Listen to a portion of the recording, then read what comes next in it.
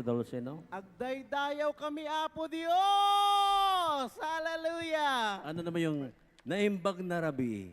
Ilocano yun, di ba? Good evening. Ayun, naimbag na rabi. Ayun. Ayan. Oh, binabati ko muna mga taga Cebu. Cebu, saan? Cebu. Ang layo ng mga kasama ko, ha? Nandito ba sila? Dyan, syempre. Hindi absent yan. Kahit na umulan, bumagyo. Eto maganda, Brother Oh. June. No? Ang ating pagsamba ngayon Oh. ay mula sa ating mga iba't ibang PFCC. Yes. Oo, Amen. na Praise nandito the po Lord. silang lahat ngayon. Buong Pilipinas, buong mundo. Buong mundo na to. Oo, kasi nakikita natin sila sa TV, no? Oo. Na yung mga nasa ibang bansa ay nakikiisa din sa atin. Oh, yes. Oo. Kaya ngayon, Mm. muli po tayo ay makikinig. Pakinggan po nating mabuti kasi ito po ay Life in the Spirit Seminar. Kaya kailangan po, no, maunawaan natin kung ano ang itinuturo ng banal na Espiritu sa ating lahat. Amen. Handa na ba kayo lahat makinig na mabuti yung balita ng Diyos? Lahat na handa, pumalakpak ng malakas sa Diyos. Amen. At ngayon, tawagin na po natin, ating Ayan. kapatid. Kung sino po ang gustong mabautismuhan sa oras na ito? Woo! Taas ang kamay. Amen, Yung mga amen, gustong amen. mabautismuhan ng ating Holy Spirit. Yan, lahat Ayan, tayo. handa na sila. Oo. Kaya tawagin na natin ating kapatid na magbabahagi sa gabi ito. Ayan, ang ating fifth talk ay magmumula po sa ating kapatid, Brother Medeng Cabillo. At ang Purihin ang Diyos. Ang topic po ay baptism and the Holy Spirit. Glory to God. Glory to God, purihin ang Panginoon. Isa munang mainam na palakpak sa Diyos na buhay. Okay, mga kapatid, basahin po natin, sabi sa Acts chapter 1, verse 8, "But you will receive power when the Holy Spirit comes on you, and you will be my witnesses in Jerusalem, in all Judea and Samaria, and to the ends of the earth. Ngunit bibigyan kayo ng kapangyarihan pagbaba sa inyo ng Espiritu Santo, at kayo magiging mga saksi ko sa Jerusalem, sa buong Judea at Samaria, hanggang sa dulo ng daigdig. Ama naming nasa langit, patuloy po naming pinagkakatiwala sa iyong susunod na sandali, at aming hiling na kami pangunahan ng iyong Espiritu. Pagpalain ang iyong salita ng aming puso, at maranasan po namin sa oras na ito ang kapuspusan ng iyong Espiritu sa aming buhay, Ama, sa pangalan ni Jesus, sa ngalan ng Ama, ng Anak, ng Espiritu Santo. Amen. Glory to God. Gaya po ng sinabi natin mga kapatid, ito po yung final topic sa ating Life in the Spirit Seminar. Napakinggan po natin ang God's Love, Salvation, New Life, Receiving God's Gift, at ngayon po ay Baptism in the Holy Spirit. Gaano po ba kaimportante mga kapatid na maranasan po natin ang kapuspusan ng Espiritu Santo? Saklat po ng lumang tipan, nangako ang Diyos sa atin na hindi tayo iiwan, hindi tayo pababayaan. Sa panahon ng bagong tipan, nangako rin ng Panginoong Yesus na hindi tayo iiwan, hindi tayo pababayaan. At paano po nagaganap sa ating buhay sa oras na ito ang pangakong iyan ng Diyos? Samantalang ang Panginoon ay nakaluklok sa trono ng Diyos sa kanan ng Ama. At sa panahong ito, sa lugar na ito, sa ating buhay pananampalataya, paano po nagaganap ang pangakong iyan ng Ama, ng Panginoon sa atin sa pamamagitan ng Kanyang Espiritu? Sa Old Testament, mga kapatid, ibinibigay pong Espiritu ng Diyos sa mga taong tinatangi at pinipili ng Diyos gaya ng mga propeta at mga hari. Pero pagdating po sa New Testament, ayon kay Propeta Joel, ibubuhos ng Diyos ang Kanyang Espiritu sa lahat ng tao.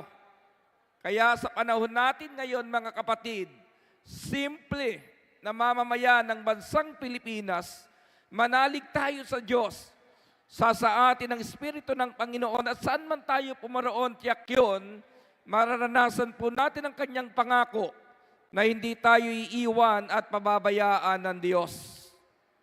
Nakikinig po ba kayo? Ang isa pang trabaho po ng Espiritu ng Diyos sa ating buhay, siya po ay comforter.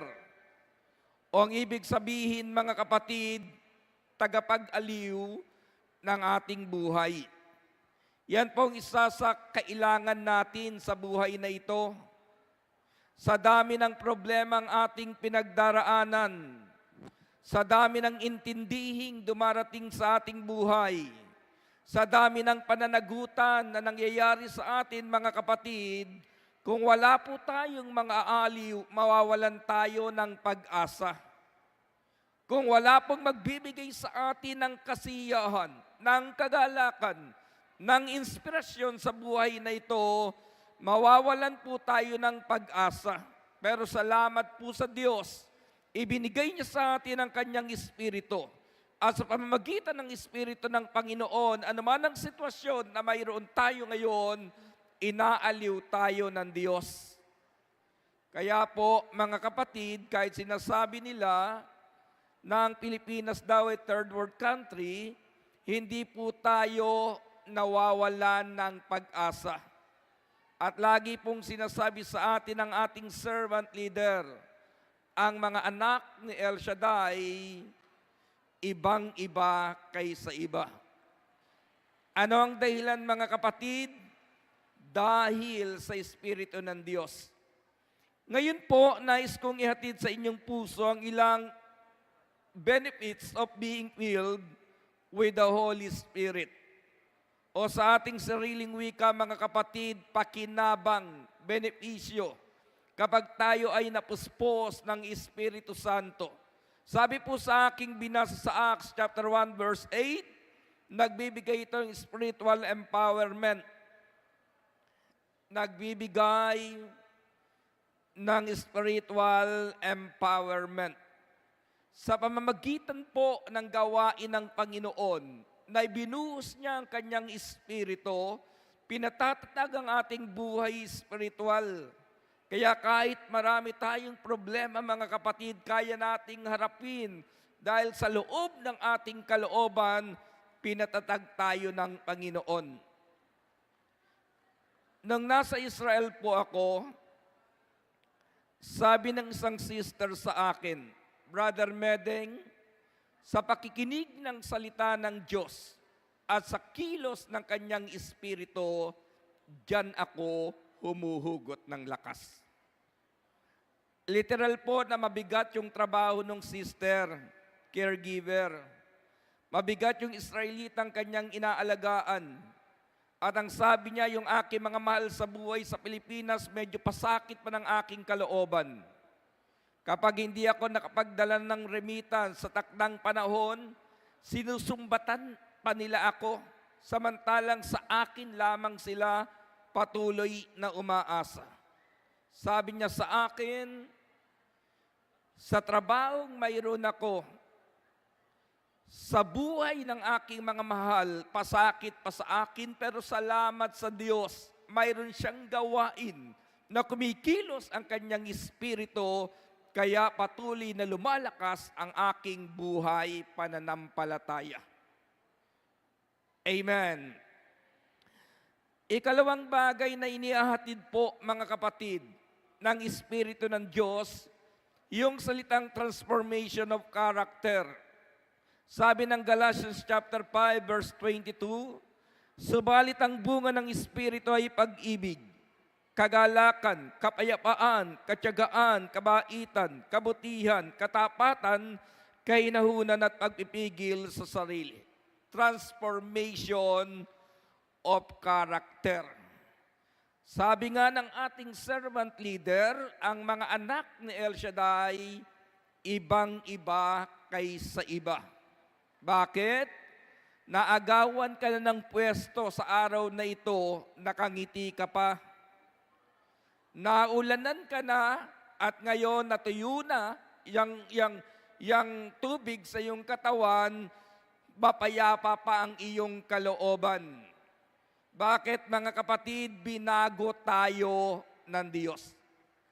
Meron pong isang sister na nagkwento sa akin ng ganito, na kapag paasawa siya ng isang lalaki mula sa Saudi Arabia, nagkakilala po sila at sila'y ikinasal. Inuwi siya ng kanyang mister sa bahay ng lalaki kasama yung biyenan na babae. Alam po ninyo mga kapatid, nung nagsasama pa sila, napakabait, napakabuti ng kanyang biyenan sa kanya. Pero nang umalis muli yung kanyang mister para mag-abroad, nagsimula po ang sister na ito na gawan ng mga bagay na di mainam ng kanyang biyanan at sinisiraan pa siya sa kanyang asawa. Minamaltrato po siya. Isang araw mga kapatid, yung kanyang biyanan ay na mild stroke. Kitang-kita niya na hindi po makatayo. At habang tinititigan niya yung kanyang biyanan, ito daw ang ibinubulong sa kanya ng demonyo. Sabi ng demonyo, makagaganti ka na sa biyanan mo. Pero alam po ba ninyo, ang isinagot ng babaeng ito sa demonyo? Sabi niya, hindi.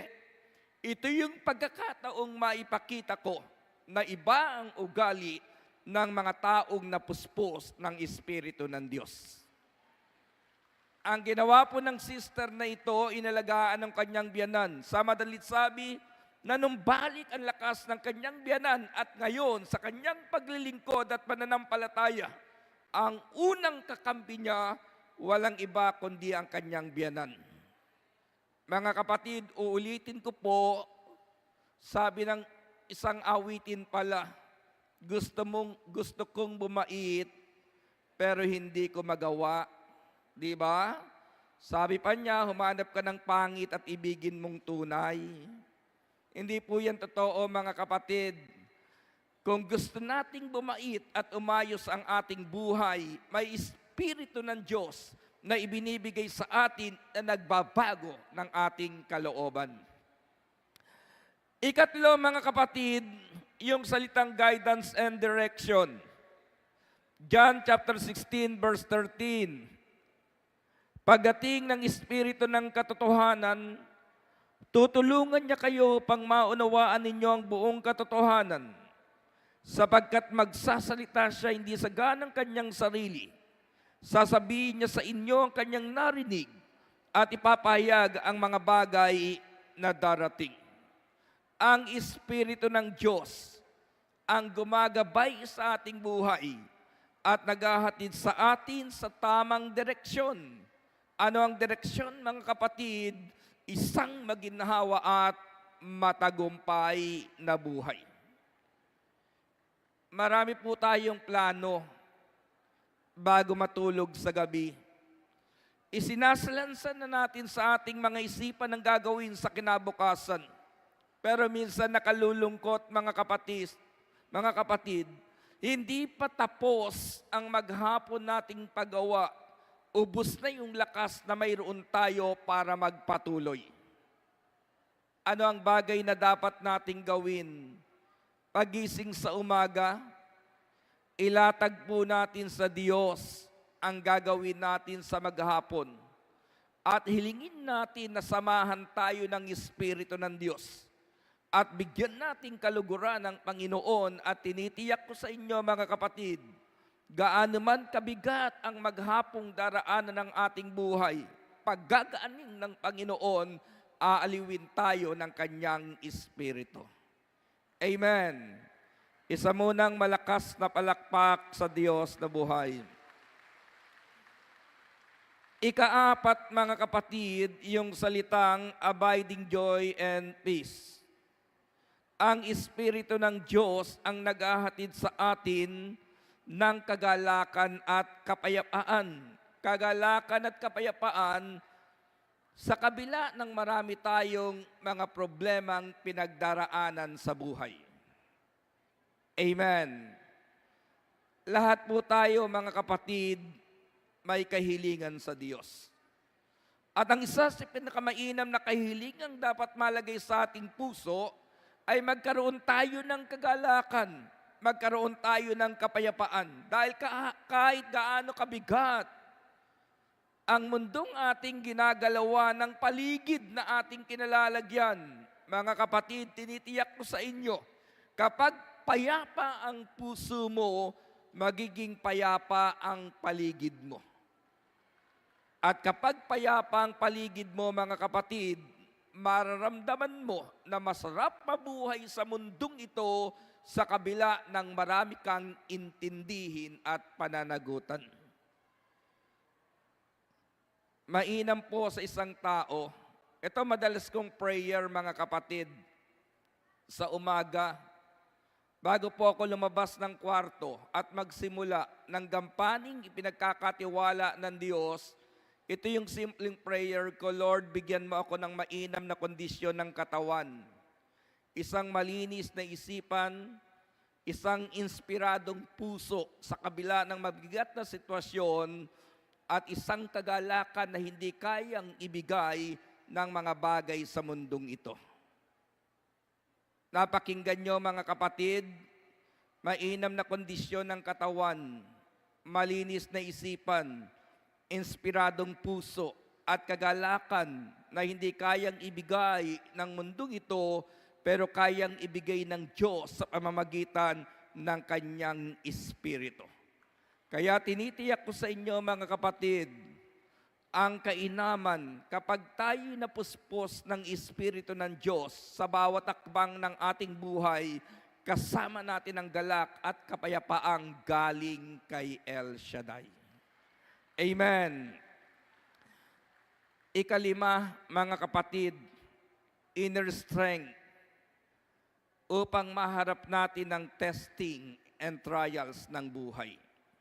Sabi ng Hebrews chapter 4 verse 14 and 15, magpakatatag tayo sa ating pananampalataya.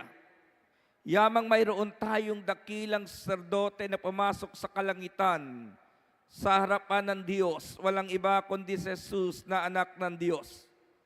Ang dakilang saserdote nating ito ay nakauunawa sa ating mga kahinaan, sapagkat sa lahat ng paraay tinukso siyang tulad natin, ngunit hindi nagkasala. Alalahanin po natin ang si Jesus ay magkatawang tao at namuhay dito sa lupa. Si Jesus po'y namuhay gaya ng isang pangkaraniwang tao. Ang lahat ng testing, trials na pwedeng daanan ng isang tao, pinagdaanan po ng Panginoon. Kaya sinasabi sa aklat ng Hebrews, naiintindihan po tayo ng Diyos, naunawaan tayo ng Diyos. Pero ang sabi po sa dulo, ngunit hindi nagkasala. Ano ang susi, mga kapatid? Sabi ng Matthew chapter 4 verse 1, pagkatapos si Jesus ay dinala ng Espiritu sa ilang upang tuksohin ng dyablo. Ang isang dahilan kung bakit matatag ang Panginoon nang magsimula siya sa kanyang public ministry. At sa dami ng mga testing, trials, mga pambabatikos, intriga, pag-uwi ka ng pangit na salita laban sa kanya, nanatiling kalmado ang Panginoon. Nanatili ang Panginoon sa misyong ibinigay sa kanya ng Ama. Ano ang sabi, mga kapatid? Si Jesus po ay pinapatnubayan at puspos ng Espiritu ng Diyos. Ganyan po kaimportante, mga kapatid. Kapag nasa atin ang Espiritu ng Diyos, hindi ka kayang igupo ng problema.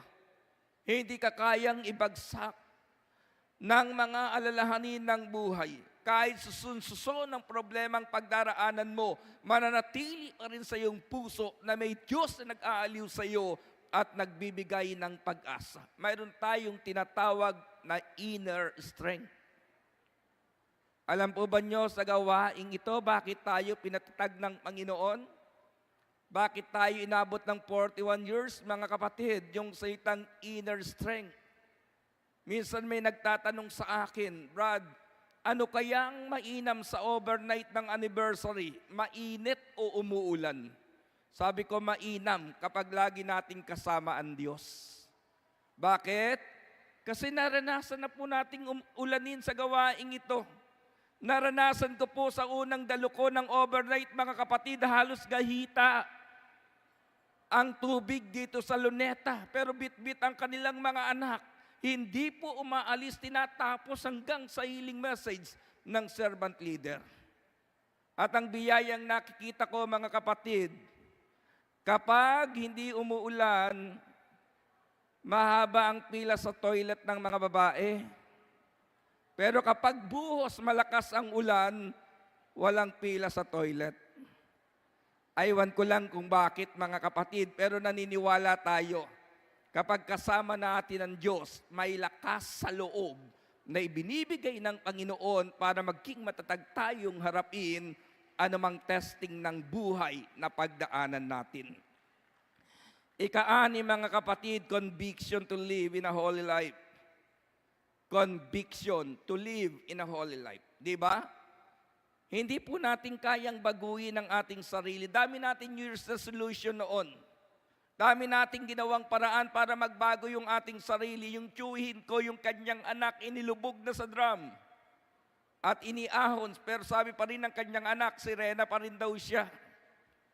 Pero na makapakinig ng salita ng Diyos, Makadalon Life in the Spirit Seminar, binago po yung pinsan ko. Ngayon may asawa na at may matatag na pamilya.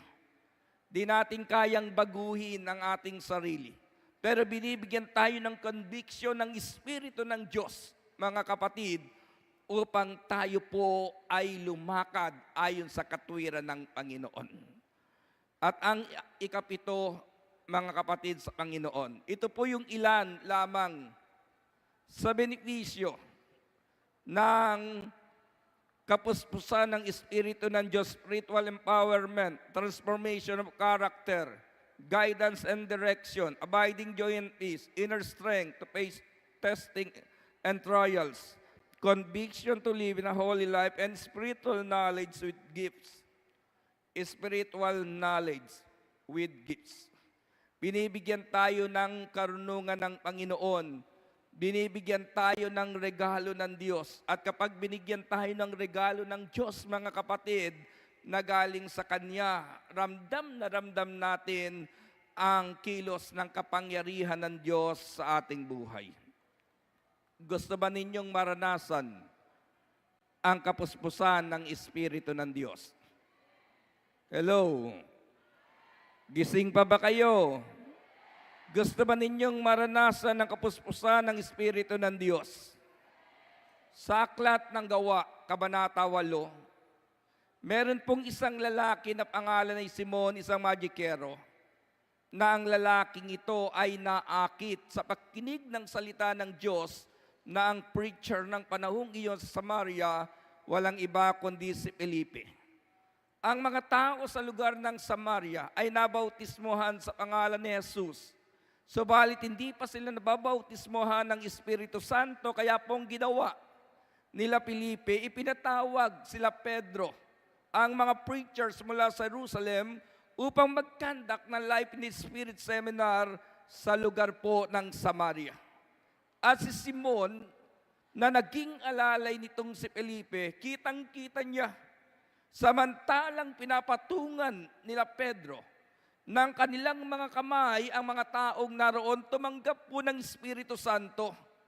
Nang matapos na yung gawain, ang sabi dito, mga kapatid, ay kinausap ni Simon itong si Pedro. Sabi niya dito sa Acts chapter 8 verse 19, bigyan po ninyo ko ng kapangyarihang ito upang sino mang patungan ko ng kamay ay tumanggap din ng Espiritu Santo, wika niya. Sinagot siya ni Pedro, pakinig po kayo. Sabi ni Pedro sa kanya, mapapahamak na kasama mo ang iyong salapi, sapagkat ang akala mo'y mabibili ng salapi ang kaloob ng Diyos. Wala kang bahagi ni karapatan sa bagay na ito, sapagkat alam ng Diyos na marumi ang puso mo. Ang ganda po ng hinihingi ni Simon. Sabi niya kay Pedro, ibibigay ko sa iyo ang aking salapi. Bigyan mo lang ako ng kapangyarihan na ang sino mang patungan ko ng kamay ay tumanggap din ng Espiritu Santo. Nakalulungkot lang, mga kapatid. Si Simon po Marshall sa gawain ng Panginoon, alalay ng preacher na si Felipe. Lagi doon sa gawain sa lugar ng Samaria, pero ang nakalulungkot si Simon, hindi pa binababaan ng Espiritu Santo. Mga kapatid, dalangin natin ang ating mga prayer request tugunin ng Panginoon. Pero ang unang mithiin ng ating puso sa gawain ng Panginoon, puspusin niya tayo ng kanyang Espiritu. Amen? Mainam na ma-answer prayer ka. Mainam na makarinig ka ng mga awitin ng pagsamba. Mainam na makarinig ka ng preaching ng preacher. Pero ang unang pinakamahalaga, mga kapatid, mismo sa iyong sarili, babaan ka, maranasan mo ang kilos ng Espiritu ng Diyos sa buhay mo. Bakit? Kahit wala yung preacher na napakinggan mo, kung nasa iyo ang Espiritu ng Diyos, saan ka man pumaroon, may tagumpay na ibibigay ang Panginoon sa buhay mo. Amen. Ano ang ginawa po ni Simon? Kinausap si Pedro. Sabi kay Pedro ay ganito, bigyan po ninyo ako ng kapangyarihan. Anong sagot ni Pedro, mga kapatid? Wala kang bahagi ni karapatan sa bagay na ito, sapagkat alam ng Diyos na marami ang puso mo. Hindi pwedeng ilagay ang Espiritu ng Diyos sa ating puso kung mayroon pong nakaukupa sa pusong yan, lalo na kung may basura sa ating puso. Ang sabi po sa verse 22 ng Acts chapter 8, pagsisihan mo ang iyong kasamaan at manalangin ka sa Panginoon na naway ipatawad sa iyo ang masama mong hakarin. Tayo po tayo, mga kapatid, sa Panginoon. Paghahanda para maranasan natin ang kilos ng Espiritu ng Diyos sa ating puso, sabi ni Pedro kay Simon, pagsisihan mo, talikdan ang iyong kasalan. Ang unang hakbang, mga kapatid, isuko po natin sa Diyos ang laman ng ating puso. Dahil ang sabi sa aklat ni Ezekiel, bibigyan ko kayo ng bagong puso, at sa bagong pusong ito, ilalagay ko ang aking Espiritu. Ang unang hakbang sa oras na ito, mga kapatid, isuko natin sa Panginoon ang lahat ng bagay sa ating buhay, ang laman ng ating mga puso. Iyoko nyo ang inyong mga ulo, ipikit ang inyong mga mata. Taas po natin ang ating mga kamay sa Panginoon. Hallelujah. Kausapin nyo ang Panginoon sa dako na inyong kinalalagyan. To Jesus I surrender all. To Thee I Daan po ang Diyos na iparanas sa atin ng kanyang kapangyarihan. Kung maisusuko natin ang lahat na laman ng ating puso, ng ating buhay. And trust in me, His presence daily live.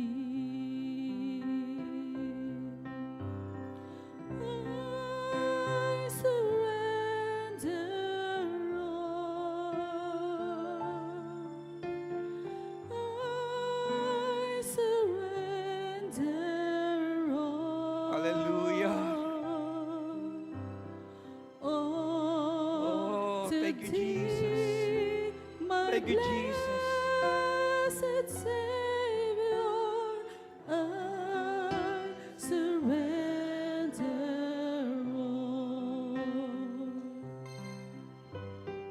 all. To Jesus I surrender, Lord. I give myself to Thee. Fill me with Thy love and Thy power, let Thy blessings pour on me. I surrender all. Hallelujah. I surrender all. And all to Thee, my blessed Savior, I surrender all. I surrender all. I surrender all.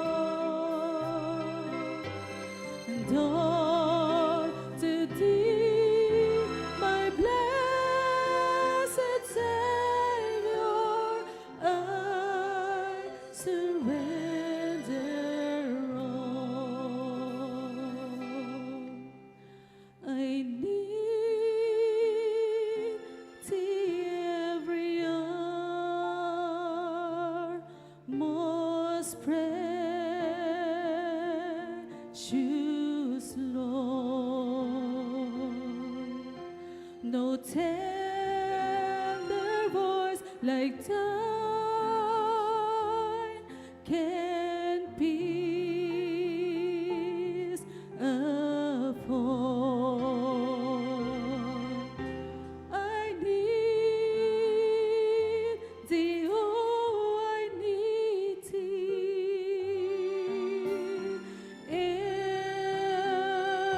Every hour I need Thee. Oh, bless me now, my Savior. I come to Thee. I need Thee, oh, I need Thee. Every hour I need Thee. Oh, bless me now, my Savior. I come to Thee. Sumunod po kayo sa isang maikling panalangin. Sabihin po natin, Ama naming nasa langit, isinusuko ko sa iyo ang aking buhay ngayon at inihiling ko po na linisin ang aking puso upang tanggapin ko ang Espiritu na galing sa iyo. Ama, sa oras na ito, hinihiling ko po ang kapuspusan ng iyong Espiritu sa aking buhay, sa aking puso. Taas po natin ating mga kamay at sa oras na ito, hilingin po natin na maranasan natin ang kilos ng kanyang Espiritu. Come, Holy Spirit, right now. Hallelujah. Oh, thank you, Jesus. Thank you, Holy Spirit. We bless your name, Lord. Thank you, Jesus. Sige po, sa inyong kinatatayuan ngayon, personal niyong hilingin sa Diyos na maranasan ninyo ang kanyang Espiritu sa inyong buhay. Go ahead, my dear. Patuloy nating hilingin sa Panginoon. Oh, hallelujah. Hallelujah. Thank you, Jesus.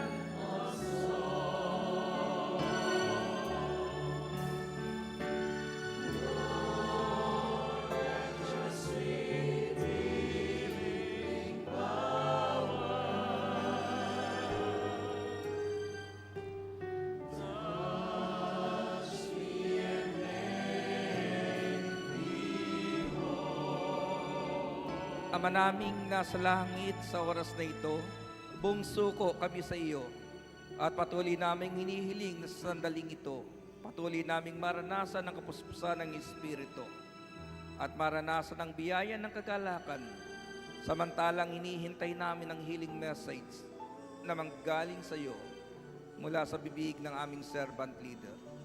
At sa dakong ito, Ama, na aming kinatatayuan, tinatanggap namin ang paglugob ng iyong Espiritu sa aming buhay. Sa pangalan ni Jesus, sa ngalan ng Ama, ng Anak, ng Espiritu Santo. Amen. Amen. Praise God. Hallelujah. Salamat, Brother Medic Avilio, sa mabuting balita.